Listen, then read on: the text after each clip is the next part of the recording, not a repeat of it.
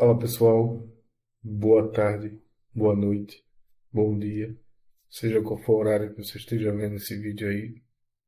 É, A gente agora vai dar continuidade, né, sobre o assunto de teoria dos grafos e a gente vai falar sobre isomorfismo de grafos, né? Lembrando, nas aulas anteriores a gente comentou o que era um grafo, a gente definiu o grafo, obviamente, né? A gente definiu arestas, definiu vértices, né, adjacências e assim por diante, né. Agora que a gente sabe o que é um grafo, né, o que representa essa estrutura, como a gente pode fazer equivalência de estruturas de grafos, por exemplo, né? Como a gente pode provar que, dado dois grafos, eles são equivalentes, por exemplo, né? E, obviamente, a gente vai utilizar esse conceito usando isomorfismo, né? Então, na aula anterior, a gente definiu, né, o que é um grafo, definiu vértices e arestas, grau de um vértice, vértices adjacentes, arestas adjacentes e algumas demonstrações, né?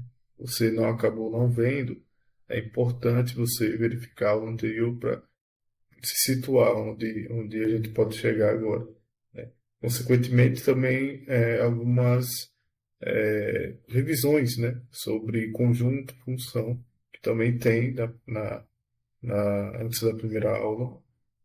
E aí esses conceitos vão ser essenciais, né, juntamente com esse conceito de teoria dos grafos, para a gente definir e entender o isomorfismo, né? Então, qual a motivação, né? A motivação, a gente viu, a gente definiu que era um grafo, né? E a gente acabou vendo grafos de diferentes formas de representação, né?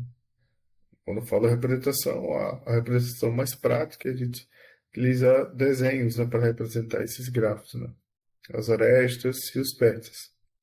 E aí a gente pode acontecer alguns cenários que a gente pode ver grafos diferentes, né?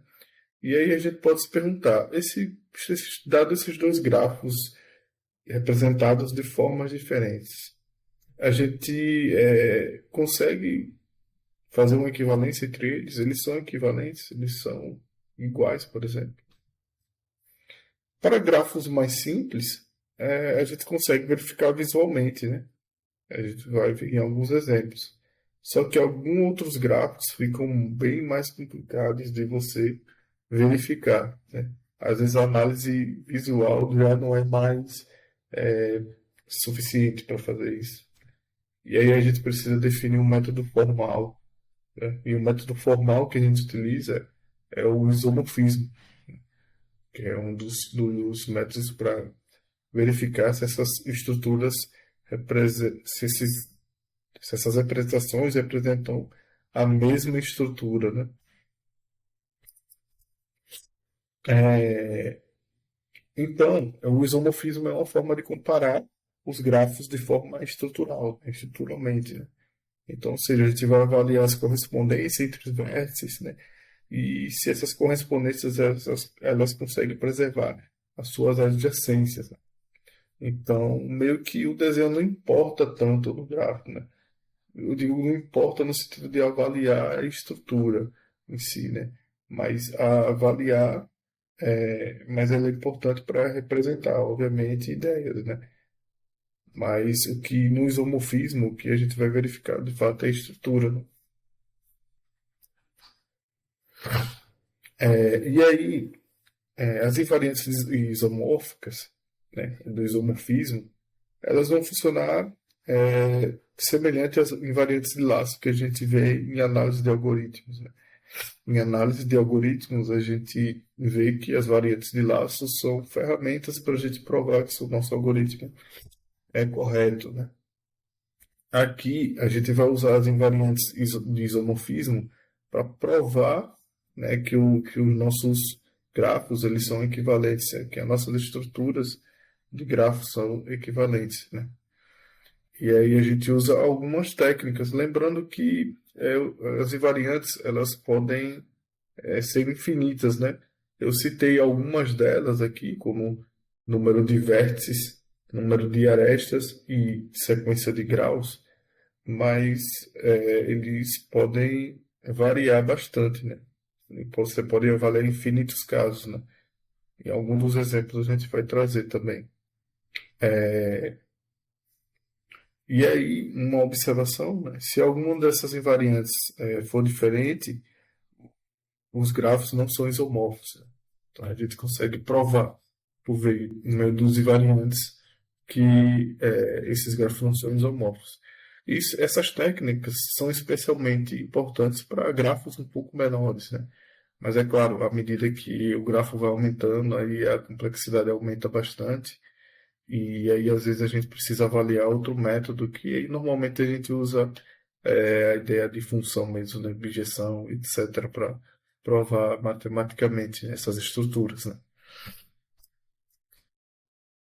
E a gente tem a definição formal, né? Lembrando, relembrando que grafos, né, são estruturas matemáticas que buscam estabelecer relação entre objetos, né? E aí a gente define dois grafos, né? Grafo G1 e grafo G2, com o número de vértices e número de arestas respectivos. Eles são isomorfos se existir uma função que consiga mapear eles, né? Mapear tanto os elementos do domínio quanto o contradomínio, né? E, obviamente, traz a ideia de função, né? Então, tal que f vai ser uma objetiva e ela vai obedecer toda essa relação aqui, né? De mapeamento, né? Entre as arestas, né? Pronto, a gente traz um exemplo aqui, né? Inicialmente, visualmente, eu posso fazer a seguinte pergunta para você, né? Dados esses dois grafos aí representados, eles são isomorfos? Aí você poderia pensar, pô, uma das formas que eu poderia pensar é que se eu puxar esse vértice para cá, e aí eu consigo representar ele, tá ok, visualmente parece ser até mais intuitivo, né? Mas se fosse um gráfico maior, aí já teria um pouco de problema. E aí, uma das formas que a gente tem para apresentar é através de função, né? Então, por exemplo, uma forma que a gente poderia avaliar esse gráfico, a gente poderia olhar aqui para o vértice A, ver quem é adjacente a ele e verificar no outro grafo, né? Obviamente seguir uma ordem, né? Nessa ordem específica, verificando o vértice S quem é adjacente a ele, né? E aí poderia fazer uma tabela de mapeamento, né? Como essa daqui, né? Que resolve a questão anterior. Eu tenho uma função f, né? Vai fazer um mapeamento entre os, os dois vértices, né? Aí eu vejo que A é adjacente a B. Aí eu olho no outro grafo. S é adjacente a U é adjacente. Então, existe um mapeamento tanto de A com S quanto de B com U, né? Aí eu sei que B é adjacente a C, né? Aí eu olho lá no grafo, B é adjacente a C. Aí eu vou olhar no outro grafo, né? Que é o nosso B, né? O nosso B, ele era o U, né? Aí eu vou olhar lá no U, quem é o adjacente, né, dele, de U, né, no caso, né? E aí a gente vai verificar que ele é o T, né? Como ele é o T, então a gente sabe que C é mapeado por T, né? Então a gente consegue verificar essa propriedade. E assim sucessivamente, né? Então, basicamente, a gente faz um mapeamento de elemento por elemento, né? A gente utilizou uma técnica aqui avaliando a adjacência, né? Para verificar esse mapeamento e provar que esses dois grafos são isomorfos, né?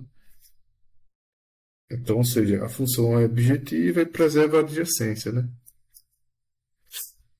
Já esse outro grafo aqui, se eu pedisse para você provar se eles são isomorfos ou não, você poderia usar a técnica anterior, só que aí já demandaria um pouco mais de cuidado, né? Avaliar cada adjacência, etc. Aí a gente pode avaliar através das invariantes, né? Isomórficas, né? Então, lembra dos casos lá que inicialmente eu tinha listado, né? O número de vértices, o número de arestas e a sequência de graus. Vamos avaliar agora o número de vértices, né? Tenho 2, 4, 5, né? Aqui eu tenho 5 também, ok. Número de arestas, né? 1, 2, 3, 4, 5, 6, né? 1, 2, 3, 4, 5, 6 também. Aí, até o momento, ao avaliar, os grafos são isomorfos, né? Mas, lembrando que invariante ele tem infinitos casos que você pode testar. Por exemplo, um invariante que provavelmente quebre esse isomorfismo é avaliar a adjacência, né? Avaliando o grau, na verdade. Se você olhar aqui, A, ele tem grau 2, né?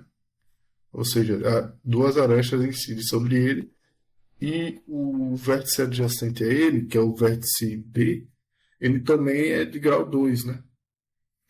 E aí eu posso olhar aqui qual vértice adjacente nesse grafo aqui, no grafo H, também possui as mesmas propriedades desse grafo aqui. Tem a 2, incida 2, uma aresta de 2 graus, né? De grau 2 sobre ele. Você olha aqui, grau 1, aqui S é 1, 2, 3, T é 1, 2, né? Não tem. A gente pode concluir aqui que não existe, por exemplo, dado dois vértices adjacentes de grau 2, não existe nesse grafo H, né, essa propriedade. Então, eles não são grafos isomorfos, né? Então, as estruturas são diferentes, né? E aí a gente consegue provar pela invariante isomórficas, né? Esses grafos não são isomorfos. E aí, para você ver que para o humano é mais simples, né? Visualizar isso quando o grafo é pequeno, né? A gente consegue provar isso, né? Para grafos muito grandes, já fica um pouco mais complicado até para computadores, né? A gente tem aquela ideia que o computador consegue resolver tudo, mas na verdade, na teoria da computação, quando a gente estuda de fato os limites da computação, a gente pode verificar que o computador não consegue resolver tudo, né?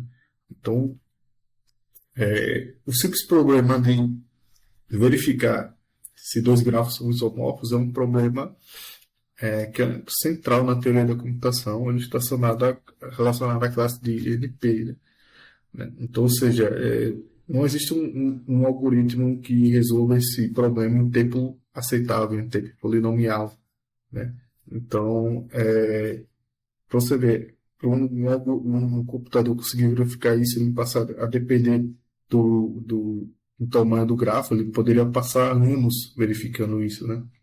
Então seria por isso que é um grau de problema muito complexo, né? Para um computador tentar verificar isomorfismo entre grafos, né? Existem algoritmos, técnicas, outros que conseguem reduzir um pouco, né? Mas mesmo assim ainda é um problema muito difícil, né? É um problema muito complicado de verificar, né? E aí a gente encerra essa aula, né? A gente viu a motivação, por que estudar isomorfismo, as invariantes isomórficas, a definição formal. Dois exemplos, né, para verificar o isomorfismo e o não isomorfismo. E, e com isso a gente consegue uma ferramenta muito importante para provar a equivalência entre grafos, né? Nas próximas aulas a gente vai se aprofundar em outras definições, em outros teoremas, que buscam de fato estabelecer mais fortemente a ideia dos grafos, né?